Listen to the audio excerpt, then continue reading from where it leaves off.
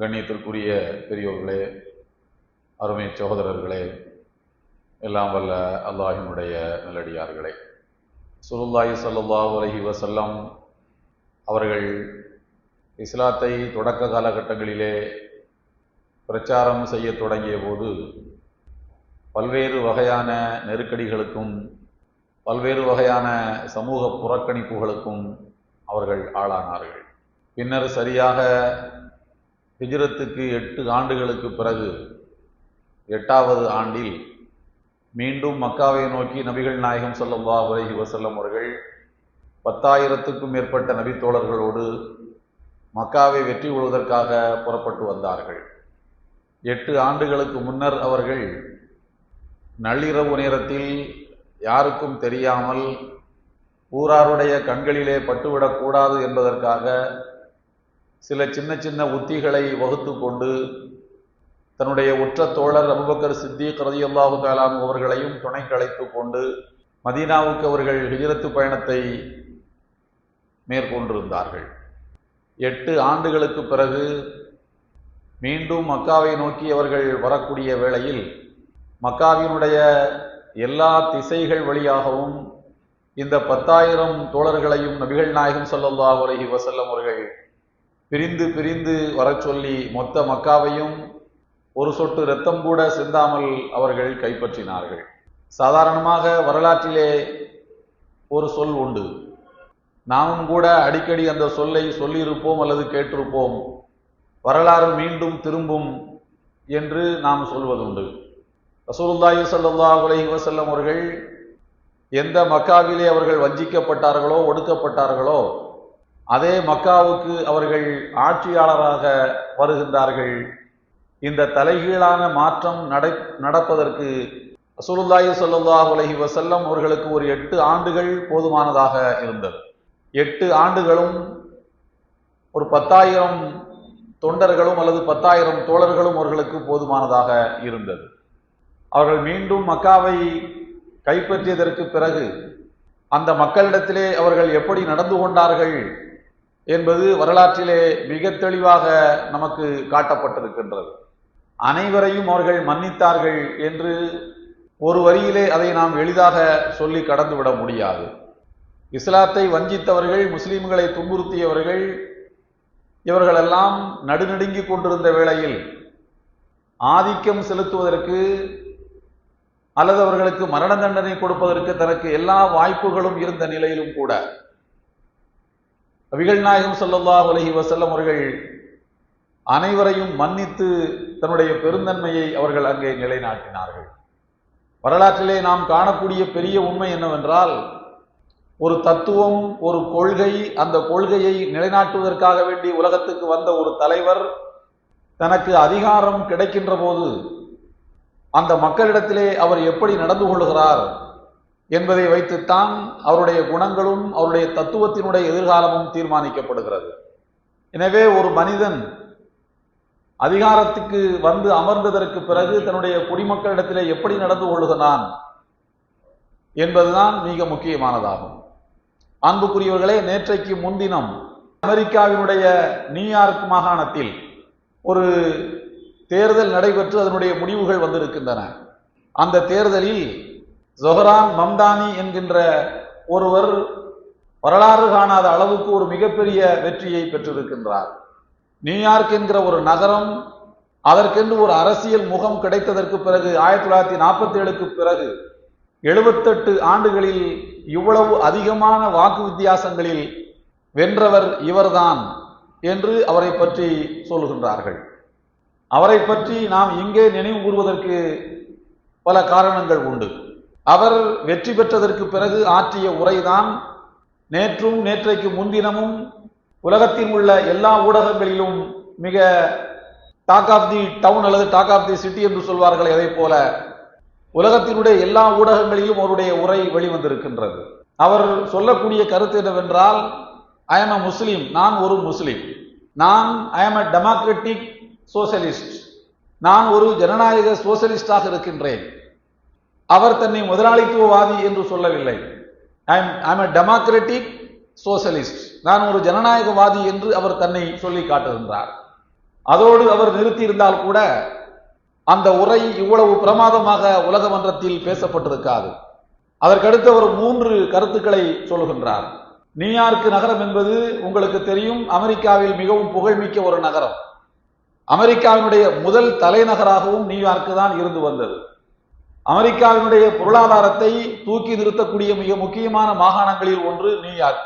அதனுடைய மேயராக ஆகியிருக்கக்கூடிய அவர் தன்னுடைய பிரச்சாரத்தின் போது அவர் எப்படிப்பட்ட கருத்துக்களை எல்லாம் முன்வைத்தார் என்பதை நீங்கள் எல்லாம் அறிவீர்கள். சர்வதேச போர்க்குற்றவாளியாக சர்வதேச நீதிமன்றத்தால் அறிவிக்கப்பட்டிருக்கக்கூடிய இஸ்ரேலுடைய பிரதமர் என்று தன்னை சொல்லிக் கொள்ளக்கூடிய நெத்தன்யாகு இனிமேல் நான் வெற்றி பெற்றால் அவர் நியூயார்க்குக்கு வருவார் என்று சொன்னால் அவரை நான் நிச்சயமாக கைது செய்து சிறையில் அடைப்பேன் என்பதை கிட்டத்தட்ட ஒரு வாக்குறுதியை போல அவர் மக்கள் மன்றத்திலே எடுத்து வைத்தார். அதன் காரணமாக அவருக்கு மக்கள் மிகப்பெரிய ஒரு வெற்றியை வழங்கினார்கள். அவர் தன்னுடைய வெற்றி பெற்ற அந்த அறிவிப்பின் போது என்ன பேசினார் என்பதை நாம் தெரிந்து கொள்வதற்கு முன்னால் அவருக்கு அதிகமான மக்கள் வாக்களித்தவர்கள் யார் என்று பார்த்தால் யூதர்கள் தான் அவருக்கு வாக்களித்திருக்கின்றார்கள். யூத மத தலைவர்கள் எல்லாம் சொல்கின்றார்கள், நாங்கள் தான் அவருக்கு அதிகபட்சமாக வாக்களித்திருக்கின்றோம், நாங்கள் அமைதியை விரும்பக்கூடிய மக்களாக இருக்கின்றோம். அதே போல பெண்கள் வாக்களித்திருக்கின்றார்கள், நியூ ஓட்டர்ஸ் எனப்படுகின்ற இளைஞர்கள் அவருக்கு அதிகமாக வாக்களித்திருக்கின்றார்கள். மொத்தத்தில் ஒரு மிகப்பெரிய வெற்றியை பெற்றதற்கு பிறகு மக்கள் மன்றத்தில் அவர் ஆற்றிய உரையில் 3 கருத்துக்களை சொல்கின்றார். முதலாவது, நான் மேயராக இருக்கக்கூடிய இந்த நியூயார்க் சிட்டி என்பது பில்ட் பை இமிகிரண்ட், இந்த நாட்டுக்கு வந்து குடியேறிய மக்களால் தான் இந்த நியூயார்க் நகரம் கட்டி எழுப்பப்பட்டிருக்கிறது.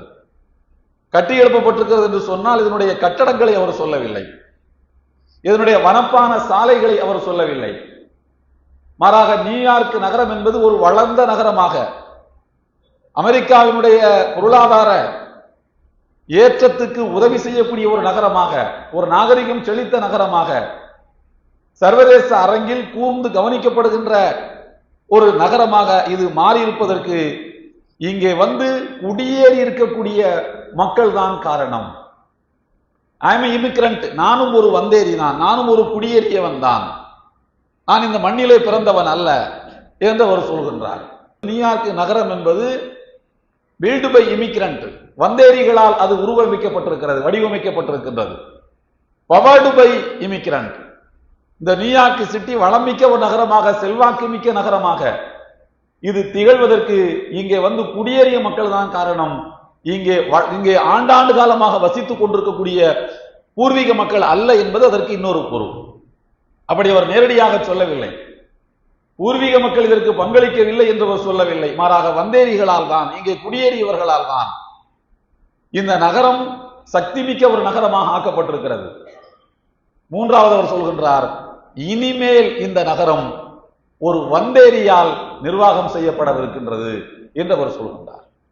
இங்கே நாம் கவனிக்க வேண்டிய விஷயம் என்னவென்று சொன்னால், ஒரு சொல்லை அவச்சொல்லாக, பழிச்சொல்லாக, எந்த வார்த்தையை கெட்ட வார்த்தையாக ஒரு சமுதாயத்தை நோக்கி ஏவப்படுகின்றதோ அந்த கெட்ட வார்த்தையை அவர் நல்ல வார்த்தையாக மாற்றி மக்கள் முன்னால் ஒரு கருத்தை அவர் பிரச்சாரம் செய்திருக்கின்றார். அமெரிக்காவினுடைய அதிபர் ட்ரம்ப் அவர்கள் இங்கே வந்தேறி இருக்கக்கூடிய மக்களை எல்லாம் நான் வெளியேற்றுவேன், ஆன்டி இமிகிரண்ட் ஆக்ட் என்ற ஒரு சட்டத்தையே அவர் கொண்டு வந்திருக்கின்றார். வந்தேரிகளுக்கு எதிரான சட்டம். இங்கே இருக்கக்கூடிய மக்கள் பூர்வீக குடிமக்களுக்குத்தான் இந்த நாடு சொந்தம். இங்கே வந்து குடியேறி இருக்கக்கூடியவர்கள் இங்கே இருக்கக்கூடிய வேலை வாய்ப்புகளை எல்லாம் எடுத்துக்கொண்டு அவர்கள் இங்கே இருக்கக்கூடிய பூர்வீக குடிமக்களுக்கு இடையூறாக இருக்கிறார்கள் என்று சொல்லி அவர்களை எல்லாம் அப்புறப்படுத்தக்கூடிய காட்சிகளை நாம் பார்த்தோம். இங்கிருந்து கொண்டு இந்தியாவே வேண்டாம் என்று யார் யாரெல்லாம் அமெரிக்காவிலே போய் உட்கார்ந்து கொண்டு தத்துவம் பேசிக் கொண்டிருந்தார்களோ அவர்கள் எல்லாம் கைவிலங்கிடப்பட்டு, அவர்கள் விமானத்திலே ஏற்றப்பட்டு கைவிலங்கிடப்பட்டு இங்கே திருப்பி அனுப்பப்பட்ட காட்சிகளையும் நாம் பார்த்தோம். அப்படியெல்லாம் திருப்பி அனுப்பப்படுவதற்கான சட்டங்களை எழுதி வைத்திருக்கக்கூடிய, உருவாக்கி வைத்ததை செயல்படுத்திக் கொண்டிருக்கக்கூடிய ட்ரம்பை பார்த்தவர் சொல்கின்றார், இப்படிப்பட்ட அமெரிக்காவுடைய மிக முக்கியமான நியூயார்க் சிட்டி என்பது இனிமேல் ஒரு இமிகிரண்டால், ஒரு வந்தேரியால் நிர்வாகம் செய்யப்படவிருக்கின்றது என்று அவர் அந்த 3 விஷயங்களையும் தன்னுடைய உரையிலே அவர் சொல்லி காட்டியிருந்தார். அதோடு மாத்திரமல்ல, இவருடைய பூர்வீகம் எது என்று பார்த்தால் இவருடைய தாயார் இந்தியாவை தாயார் இந்தியன் ஆர்ஜின் தான் அவர்கள். இவருடைய தாயார் இவர் ஒரு நேஷனலிஸ்ட் முஸ்லிம் என்று சொல்வார்கள் அல்லவா. இவருடைய தாயார் ஒரு திரைப்பட இயக்குனராக வட இந்தியாவிலே இருந்திருக்கின்றார். அதாவது வடக்கு இந்தியாக்களிலே அவர் இருந்திருக்கின்றார். இவருடைய தந்தையை பொறுத்த அளவில் இவர் உகாண்டாவிலே தான் அவருடைய தந்தையுடைய இந்தியாவினுடைய பூர்வீகம் உகாண்டாவில் தான் இவர் பிறக்கின்றார். அப்படி பார்க்கின்ற போது ஆப்பிரிக்கா நாடுகளில் இருந்து கடத்தி வரப்பட்ட அடிமைகளை வைத்துத்தான் அமெரிக்கா என்ற ஒரு நாடு உற்பத்தி செய்யப்பட்டிருக்கின்றது. அமெரிக்கா வளமிக்க ஒரு நாடாக ஆனதற்கு காரணம் ஆப்பிரிக்காவிலே இருந்து கடத்தி வரப்பட்ட கருப்பு அடிமைகள் என்பதையும் அவர் தன்னுடைய உரையிலே அவர் நேரடியாக சொல்லாவிட்டாலும் கூட புரிந்து கொள்ளக்கூடிய அளவில் அந்த உரையை அவர் ஆற்றியிருக்கின்றார். அதோடு அவர் சொல்லக்கூடிய இன்னொரு வார்த்தை ரொம்ப முக்கியமானது. வரலாற்றில் சில நிகழ்வுகள் நடக்கும். அந்த வரலாற்று மாற்றம் என்பது எதனால் நடக்கின்றது என்று சொன்னால் சில வரலாற்று நிகழ்வுகளால் தான் வரலாற்று மாற்றங்கள் நடக்கும் என்று ஒரு வார்த்தையை சொல்லியிருக்கின்றார். வரலாற்றிலே தலைகீழான மாற்றம் எப்போது நடக்கும்? ஒடுக்கப்பட்ட மக்கள் எப்போது அதிகாரத்துக்கு வருவார்கள்? வஞ்சிக்கப்பட்ட மக்கள் எப்படி ஆட்சி கட்டிலே வந்து உட்காருவார்கள்? வஞ்சித்தவர்கள் எப்படி கீழே இறங்குவார்கள்? ஒடுக்கப்பட்டவர்கள் எப்படி அதிகாரத்துக்கு வந்து உட்காருவார்கள் என்று சொன்னால் வரலாற்றில் சில சம்பவங்கள் நடக்கின்ற போதுதான் வரலாற்று மாற்றங்கள் நடக்கும் என்பது. இது யாருடைய வார்த்தை என்று சொன்னால் 1947 ஆகஸ்ட் 15 அன்று இந்தியாவுக்கு சுதந்திரம் கிடைத்த போது அந்த நள்ளிரவு நேரத்தில் சுதந்திரத்தை அறிவித்ததற்கு பிறகு 3 தலைவர்கள் அந்த சுதந்திரத்தை வரவேற்று இந்தியாவில் மக்கள் மன்றத்தில் உரையாற்றுகின்றார்கள். 3 தலைவர்கள் உரையாற்றுகின்றார்கள். அவர்கள் சர்வப்பள்ளி ராதாகிருஷ்ணன் என்கின்ற நமக்கு தெரியும் ஒரு புகழ்மிக்க தத்துவ மேதை அவர். இன்னொருவர் ஜவஹர்லால் நேரு உரையாற்றுகின்றார். இன்னொருவர் ஒரு முஸ்லிம் தலைவர் உரையாற்றுகின்றார். கலிகுசமான் சௌத்ரி அவர்கள் உரையாற்றுகின்றார்கள். இப்படி 3 தலைவர்கள் உரையாற்றுகின்றார்கள். அதில் நேரு அவர்கள் ஆற்றக்கூடிய அந்த உரைதான் வரலாற்று சிறப்பு மிக்க உரை என்று சொல்கிறார்கள். அவருடைய உரையில் மொத்தம் 1600 சொற்கள் இருந்தனவாம். 1947 ஆகஸ்ட் 15 நள்ளிரவில் நேரு அவர்கள் ஆற்றிய உரையில் மொத்தம் 1600 சொற்கள். அது ஒரு வரலாற்று சிறப்பு மிக்க உரை. அந்த உரையிலே அவர் சொல்லுகின்றார், வஞ்சிக்கப்பட்ட மக்கள் சகிப்புத்தன்மையோடும் பொறுமையோடும் அந்த அநியாயத்தை தாங்கிக் கொண்டு உறுதியாக நிற்பார்கள் என்று சொன்னால் அவர்கள் அதிகாரத்தை பெறுவார்கள் என்று நேரு சொல்கின்றார். அதாவது பிரிட்டிஷ் இந்தியாவில் இங்கே வாழக்கூடிய இந்திய மக்கள் எல்லாம் வஞ்சிக்கப்பட்டோம், ஒடுக்கப்பட்டோம். ஒரு கடந்த 100 ஆண்டு காலம் 200 ஆண்டு காலம் ஆட்சியில் இருந்தாலும் கடைசி 100 ஆண்டு காலம் என்பது மிக கொடுமையான காலகட்டம். அடிமை இந்தியாவில் பிரிட்டிஷ்காரர்கள் அவ்வளவு இந்திய மக்களை அவ்வளவு தூரம் கொடுமைப்படுத்தினார்கள். சகிப்புத்தன்மையோடும் பொறுமையோடும் இதை எதிர்கொண்டதன் காரணமாக இன்றைக்கு வரலாற்று சம்பவம் ஒன்று நிகழ்ந்திருக்கின்றது. வரலாற்று மாற்றம் என்பது வரலாற்று சம்பவங்களால் நடக்கும். வரலாற்று மாற்றம் என்பது இந்தியாவை இனிமேல் நாங்கள் எப்படி உருவாக்கப் போகின்றோம் என்பதுதான் வரலாற்று மாற்றம். இந்த வரலாற்று மாற்றம் நடப்பதற்கு ஒரு வரலாற்று சம்பவம் காரணமாக இருக்கும். அந்த வரலாற்று சம்பவம் தான் இந்தியாவுடைய சுதந்திரம் என்பது என்று நேரு 1947 ஆற்றிய உரையில் சொல்லியிருக்கின்றார் என்று மம்தானி அவர்கள், நியூயார்க் நிறுவனத்தினுடைய மேயராக பொறுப்பேற்கக்கூடிய மம்தானி அவர்கள் நேருவினுடைய பெயரை குறிப்பிட்டு அவர் தன்னுடைய உரையில் சொல்லி காட்டியிருக்கிறார். அன்புக்குரியவர்களே, இதுதான் புதன்கிழமை அவர் ஆற்றிய உரை. எல்லா பத்திரிகைகளிலும் எல்லா செய்தி ஊடகங்களிலும் வந்திருக்கக்கூடிய ஒரு செய்தி. மிக முக்கியமாக இதுவே இங்கே செய்தி என்னவென்று சொன்னால், அவர் இந்தியன் ஆர்ஜின், அவர் ஒரு முஸ்லிம், புரோ பாலஸ்தீன், பாலஸ்தீன் மக்களுடைய போராட்டத்தை அவர் ஆதரிக்கக்கூடியவர். பாலஸ்தீன் தனி நாடாக ஆக வேண்டும் என்று தன்னுடைய பிரச்சாரத்திலேயே அவர் சொன்னவர். இஸ்ரேலுடைய பிரதமர் என்று தன்னை சொல்லிக் கொள்ளக்கூடிய ஒரு வார் கிரிமினல், ஒரு போர் குற்றவாளி நியூயார்க்குக்கு உள்ளே வந்தால் அவனை நான் கைது செய்வேன் என்று அறிவித்தவர். அதனால் தான் இது அதிகமாக பேசப்படக்கூடிய ஒரு பொருளாக மாறி இருக்கின்றது. இதுதான் இன்றைக்கு அடிப்படை. அவர் நேருவினுடைய சொற்களை மம்தானி அவர்கள் தன்னுடைய உரையில் எடுத்துரைத்திருக்கின்றார். ஆனால் இதுவே ஒரு வாசகமாக 1450 ஆண்டுகளுக்கு முன்னால் நபிகள் நாயகம் ஸல்லல்லாஹு அலைஹி வஸல்லம் அவர்களுக்கு சொல்லப்பட்ட அருள்மறையாம் திருக்குர்ஆனுடைய வசனத்திலும் இது இருக்கின்றது. அல்லாஹ் சொல்லி காட்டுகிறான். எதை பற்றி சொல்கிறான் என்று சொன்னால், ஃபிரௌனிடத்திலே இஸ்ரவேல் சமுதாயத்து மக்கள் வஞ்சிக்கப்பட்டுக் கொண்டிருந்தார்கள். இஸ்ரவேல் சமுதாயத்து மக்களை பார்த்து, நான் தான் கடவுள் என்று என்னை நீங்கள் ஏற்றுக்கொள்ள வேண்டும் என்று ஃபிரௌன் அறிவித்தான். நான் கடவுள் என்பது மாத்திரமல்ல, நான் தான் பெரிய கடவுள். நீங்கள் நினைப்பதை போல குட்டி குட்டி கடவுள்கள் இருக்கட்டும், ஆனால் அவர்களெல்லாம் எனக்கு கீழே இருக்கட்டும். நான் தான் பெரிய கடவுள் என்று நீங்கள் ஏற்றுக்கொள்ள வேண்டும். இல்லை என்று சொன்னால் உங்களுக்கு நான் மரண தண்டனையை பரிசளிப்பேன்.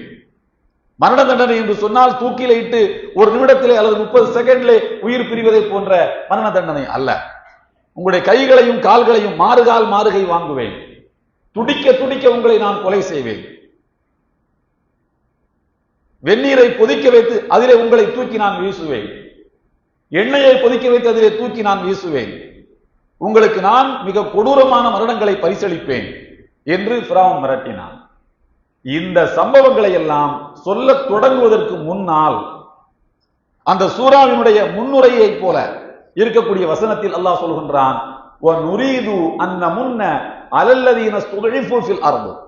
யார் பூமியிலே வஞ்சிக்கப்பட்டுக் கொண்டிருக்கின்றார்களோ அந்த மக்களுக்குத்தான் நாம் உதவி செய்வதற்கு நாடுவோம்.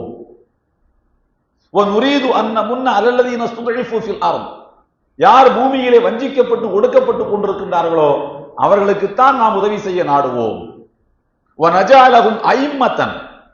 அவர்களைத்தான் மனித சமுதாயத்திற்கு தலைவர்களாக நாம் ஆக்குவோம். ஒரு காலத்தில் ஒடுக்கப்பட்ட மக்கள் இறைவனுடைய உதவி கிடைக்குமானால் அவர்கள் சகிப்புத்தன்மையோடு இருப்பார்களானால், லட்சியத்தில் கொள்கையில் அவர்கள் உறுதியாக இருப்பார்கள் என்று சொன்னால், அவர்களுடைய தத்துவம் நியாயமானதாகவும் சரியான தத்துவமாகவும் இருக்குமானால் அந்த தத்துவத்தை ஏற்றுக்கொண்டிருக்கக்கூடிய மக்களை உலக மக்களுக்கு நாம் தலைவர்களாக ஆக்கி விடுவோம். இந்த பூமிக்கே அவர்களை நாம் சொந்தக்காரர்களாக ஆக்கி விடுவோம். இந்த வாரிசின் என்று சொன்னால் தமிழிலும் அரபியிலும் ஒன்றுதான் வாரிசு. பூமிக்கு அனந்தரக்காரர்களாக வாரிசுதாரர்களாக நாம் ஆக்கி விடுவோம். தகப்பன் விட்டு சென்ற சொத்தை போல அனுபவிக்கலாம். ஒரு தகப்பனுடைய சொத்து ஒரு பையனுக்கு வரும் என்பது உலகத்தில் ஏற்றுக்கொள்ளப்பட்ட சட்டம். எந்த மதத்திலும் இந்த இதுக்கு எதிரான சட்டம் கிடையவே கிடையாது. சில வேளைகளில் நீங்க வாங்கிய சொத்துல கூட டாக்குமெண்ட் சரியில்லை, அது சரியில்லை என்று 1008 பிரச்சனைகள் வரலாம்.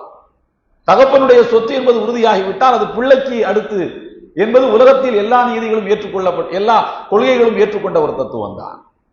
அந்த வார்த்தையை அல்லாஹ் சொல்கின்றான், பூமியிலே ஒரு காலத்தில் ஒடுக்கப்பட்ட மக்களாக இருக்கக்கூடியவர்களை நாம் பூமிக்கு அனந்தரக்காரர்களாக ஆக்குவோம் என்று அல்லாஹ் சொல்லி காட்டுகிறான். எனவே இது நேற்றைக்கு முன்தினம் ஒரு ஆற்றிய உரையை ஜொஹரான் மம்தானி அவர்கள் ஆற்றிய உரையை நான் வாசித்த போது ஏதோ இந்தியன் கண்டஸ்ட்ல இந்திய மக்களுக்கு சொல்லப்பட்ட ஒரு அறிவுரையை போலத்தான் அந்த உரையை நான் பார்த்தேன். நேரு சொன்ன வார்த்தை தான், வஞ்சிக்கப்பட்ட மகள் சகிப்புத்தன்மையோடும் பொறுமையோடும் நிதானத்தோடும் ஒரு பிரச்சனையை அணுகுவார்கள் என்று சொன்னால் நிச்சயமாக அவர்களுக்கு எதிர்காலம் உண்டு. ஒரு வரலாற்று மாற்றம் என்பது ஒரு வரலாற்று நிகழ்வால் நடக்கிறது. ஒரு வரலாற்றில் இதுவரைக்கும் நடக்காத ஒரு நிகழ்வு நடந்தால் அதுக்கப்புறம் வரலாறு மாறப்போகுதுன்னு அர்த்தம். 78 ஆண்டுகளில் என்னை போல ஓட்டு வாங்கினவன் யாரும் கிடையாது.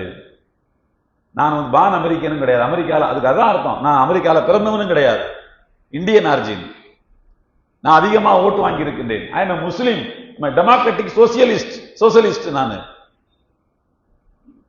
நான் இமிகிரண்ட். மக்கள் என்னை தேர்ந்தெடுத்திருக்கின்றீர்கள். வரலாறு இங்கே மாறும் என்று அவர் சொல்ல வருகின்றார். ஒரு நிமிடம் நீங்கள் எண்ணி பாருங்கள்.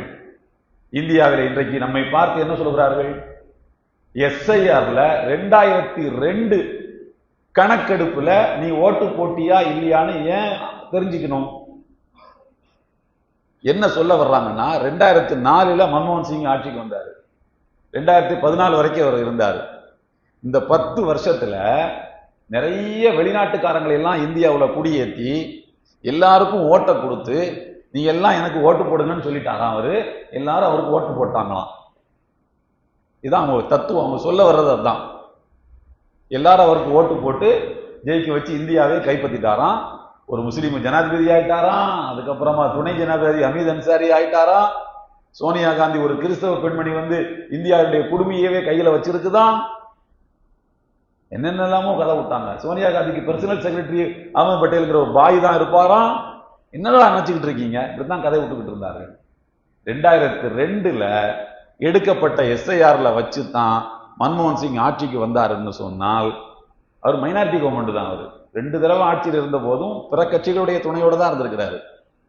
அவருக்கு அப்படி 2002 எடுக்கப்பட்ட அதே எஸ்ஐஆரை வச்சுதான் 2014 நீ வந்த, நீ தனிப்பெரும் மெஜாரிட்டியில வந்த. அப்ப இமிகிரண்ட்லாம் உனக்கு ஓட்டு போட்டிருக்கான்னு அர்த்தமா? இது மூலமாக சொல்ல வருவது, இங்கே வாழக்கூடிய சிறுபான்மை சமுதாயத்து மக்களை, குறிப்பாக முஸ்லிம்களை வந்தேரிகள் என்று முத்திரை குத்துவதுதான் அவர்களுக்கு நோக்கம். நாம எதுக்கும் கலங்க தேவையில்லை. நம்ம ரத்தம் ஒரிஜினல் ரத்தம், நம்ம தோல் ஒரிஜினல் தோல், எந்த பயமும் நமக்கு தேவையில்லை. எல்லா டாக்குமெண்ட்ஸ் இருக்கு, போட்டு பார்த்துடலாம் இன்ஷா அல்லாஹ். இது ஒரு பெரிய விஷயம் கிடையாது. அதனால நம்ம யாரும் பயப்படவோ கலங்கவோ தேவையில்லை. அந்த எஸ்ஐஆர் ஃபார்மை கரெக்டா, அந்த எனுமரேஷன் ஃபார்மை ஃபில் பண்ணி நாம கொடுக்கணும். இதன் மூலமாக என்ன நடத்தப்பட வேண்டும் கேட்டா, அந்த பொய் முறியடிக்கப்பட வேண்டும். கோடிக்கணக்கிலே மக்கள் இங்கே வந்தேரிகளாகிவிட்டார்கள் என்கிற பொய் அது முறியடிக்கப்படும். இந்த எஸ்ஐஆருக்கு பிறகு அடுத்து இதுதான் அவர் எடுக்கிற எஸ்ஐஆர், இதுதான யோக்கியமான எஸ்ஐஆர்னு சொல்றாங்க. இதுக்கப்புறமா பல பேரை கழிப்பாங்கல்ல. இதுக்கு அப்புறம் வர்ற தேர்தல்ல அந்த பெரிய மனுஷன் மண்ணை கவ்வணும். அப்படியானால் நீ எடுத்த ஒரு எஸ்ஐஆர்ல தேர்ந்தெடுக்கப்பட்ட மக்கள் உன்னை மண்ணை கவ வச்சிருக்காங்க அப்படிங்கிற ஹிஸ்டரி வரணும். இதுல இன்னொரு முக்கியமான விஷயம் என்ன சொன்னால், அமெரிக்காவில் ஒரு மூவ்மெண்ட் இருக்கு. அந்த மூவ்மெண்ட்டுக்கு பேர் சேர், அதாவது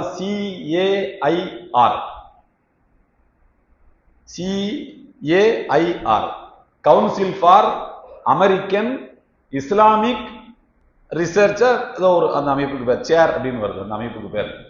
அந்த அமைப்பு இஸ்லாத்தை உறுதியாக அமெரிக்காவில் பிரச்சாரம் செய்து கொண்டிருக்கின்றது. எந்த அளவுக்கு பிரச்சாரம் செய்யுதுன்னு கேட்டீங்கன்னா, வரலாற்றில் தோண்டி எடுப்பாங்க. இந்த மாதிரி பாசிஸ்டுகள்லாம் என்ன செய்வாங்கன்னா, வரலாற்றில் தோண்டி எடுத்து 1800ல் ஒரு கடல் கொள்ளை நடைபெற்றது அல்லவா? அமெரிக்காவினுடைய ஆயுதங்களை எல்லாம் கடல் கொள்ளையர்கள் மாறி சுருட்டி கொண்டு போய் கப்பல்ல போகும்போது கவுத்து விட்டான் அல்லவா? அப்படி கவுத்து விட்டவன் யார் தெரியுமா? சோமாலியாவை சார்ந்தவன், எல்லாம் பாயி. இப்படித்தான் 1600ல் 1300 போயிட்டே இருப்பான். அங்க கல் தடிக்கு ஒரு அமெரிக்க ஜனாதிபதி கீழே, 1600ல் அமெரிக்கா நாடே கிடையாது, கல் தடிக்கு கீழே விழுந்தார் அல்லவா? அதுக்கு அந்த கல் தடுக்கிறது ஒரு முஸ்லீம் வீட்டு வாசல்ல தான். இவர் வர்றாருன்னு தெரிஞ்சுதான் அந்த கல்லை 3 நாளைக்கு முன்னால பதுக்கி வச்சான்லாம் கதை விடுவான். இப்படி எல்லாம் வரலாற்றில் சொல்லப்படக்கூடிய பொய்களை எல்லாம் உடனுக்குடனாக அவர்கள் முறியடித்தார்கள். இது பொய் என்பதை அந்த சேர் என்கின்ற அமைப்பு உடனுக்குடனாக முறியடித்தது. அப்படி முறியடித்ததன் காரணமாக அங்கே இஸ்லாம் ஒரு ஃபாஸ்டஸ்ட் குரோயிங் ரிலிஜியனாக, வேகமாக பரவுகின்ற ஒரு கொள்கையாக அமெரிக்காவிலே மாறிக்கொண்டிருக்கின்றது. உங்களுக்கு எல்லாம் தெரியும், கிளின்டன் ஒரு ஜனாதிபதி இருந்தார் அமெரிக்கால. ஏன் அவர் செல்வாக்கு சரிஞ்சதுன்னு உங்களுக்கு நினைவு இருக்கிறதா? மோனிகா லெவின்ஸ்கி என்கின்ற ஒரு பெண்ணோடு அவருக்கு ஒரு தொடர்பு இருந்ததாக ஒரு கையும் களவுமாக அவர் சிக்கி கொண்டார். அதற்காக மன்னிப்பு கேட்டார். அது வரைக்கும் தான் நமக்கு தெரியும்.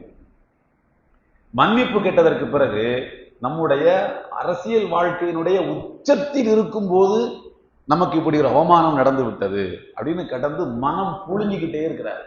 அவருடைய பீரியட்ல தான் வெள்ளை மாளிகையில் இஃப்தார் பார்ட்டி நடந்தது. அவருடைய பீரியட்ல தான் வெள்ளை மாளிகையில இஃப்தார் பார்ட்டி நடந்தது. அவருடைய மகள் இந்த சேர் போன்ற ஒரு அமைப்பின் மூலமுடைய பிரச்சாரத்தின் மூலமாக கவரப்பட்டு தந்தைக்கு அட்வைஸ் பண்றார். நீங்கள் முதலாவது குற்ற உணர்ச்சியிலிருந்து வெளியில வாங்க, மக்கள் உங்களை தண்டிச்சுட்டாங்க, நீங்க இனிமே அரசியலில் தலையெடுக்க முடியாது, அதெல்லாம் வேற விஷயம். நீங்கள் குற்ற உணர்ச்சியில் இருக்கீங்க, பாப்பாவை பார்க்கறதுக்கு பிள்ளைக்கு மனசு தாங்க முடியல, தனியா உட்காந்துக்கிறாரு, கதவை பூட்டிக்கிறாரு, ஒரு மாதிரி டல்லா இருக்கிறாரு. முதல்ல நீங்க குற்ற உணர்ச்சியிலிருந்து வெளியிலே வர வேண்டும் என்றால் இஸ்லாத்துல ஒரு தீர்வு இருக்கு.